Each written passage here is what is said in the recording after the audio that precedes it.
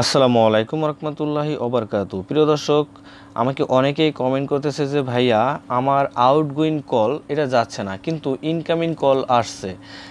Outgoing call হলো আপনি যাকে কল করবেন সেই কলটি যাচ্ছে না, বাট আপনাকে যে কল করবে সেই কলটি আপনার মোবাইলে বেজে উঠছে। এখন আপনি যাকে কল করছেন কল যাচ্ছে না, এটার সমাধান আপনারা কিভাবে করবেন? আজকের এই ভিডিওতে এই সমাধানটা আমি দেখিয়ে দেবো যে আপনার মোবাইল থেকে আউটগোয়িং কল যাচ্ছে না, আপনি যাকে কল দেন কল যাচ্ছে না, কলটা কেটে যাচ্ছে।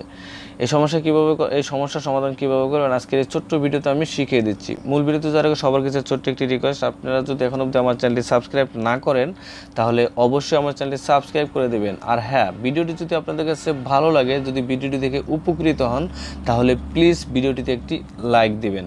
তো কথা না বাড়িয়ে শুরু করছি মূল ভিডিও। প্রিয় দর্শক, এই কাজটি কিন্তু আপনাদের ডায়ালের মাধ্যমে করতে পারেন বা সেটিংসে গিয়েও করতে পারেন।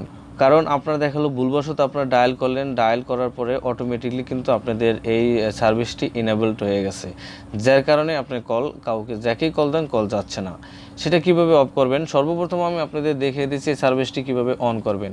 কারণ যেভাবে অন করছেন, ঠিক আছে, ভুলবশত অন হতে পারে, টিপলে মানে ডায়াল হতে পারে, এই জন্য হয়তো আপনার এই সমস্যাটা হতে পারে। তো প্রথমে আমি দেখাবো এটা কীভাবে চালু করবেন। চালু করার জন্য আপনারা আপনার ফোন থেকে ডায়াল পেডে চলে যাবেন। এটা যে কোনো সিম দিয়ে করতে পারবেন। তারপরে *31# এটা লিখবেন। এটা লেখার পর আপনারা যেই সিমে করতে চান সেই সিমে ক্লিক করে দিবেন। আমি সিম অনেক ক্লিক করে দিলাম। অটোমেটিকলি দেখতে পাচ্ছেন আউটগোয়িং কলার আইডি সার্ভিস ওয়াজ এনেবলড, তার মানে আমার এটা চালু হয়ে গেছে। এখন আমি যদি আমার ফোন থেকে কাউকে কল দিই তাহলে কিন্তু কল যাবে না, অটোমেটিকলি কুত করে কেটে যাবে।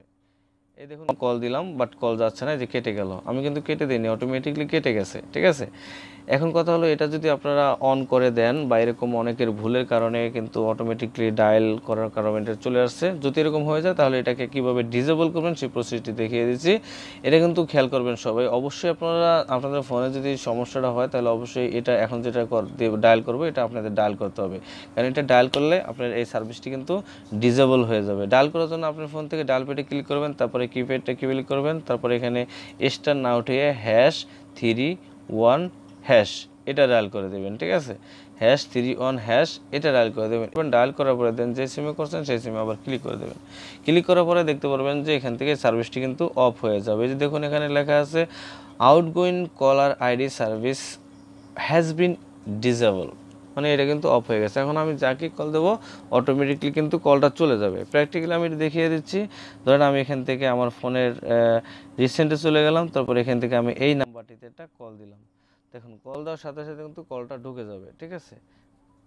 অলরেডি দেখতেছেন কলটা ঢুকে গেছে, কারণ উপরের দিকে সেকেন্ড উঠতেছে, তার মানে আমাদের সিমটি কিন্তু চালু। ভিডিওটি দেখে যদি একটু উপকৃত হন তাহলে অবশ্যই ভিডিওটিতে লাইক দেবেন, আর চ্যানেলে নতুন হয়ে থাকলে সাবস্ক্রাইব করে সাথে থাকবেন। আজকের মতো আমি শোক বিদ্যা নিচ্ছি। দেখা হচ্ছে পরবর্তী ভিডিওতে। সে পর্যন্ত ভালো থাকবেন, সুস্থ থাকবেন। আল্লাহ হাফেজ। আসসালামু আলাইকুম।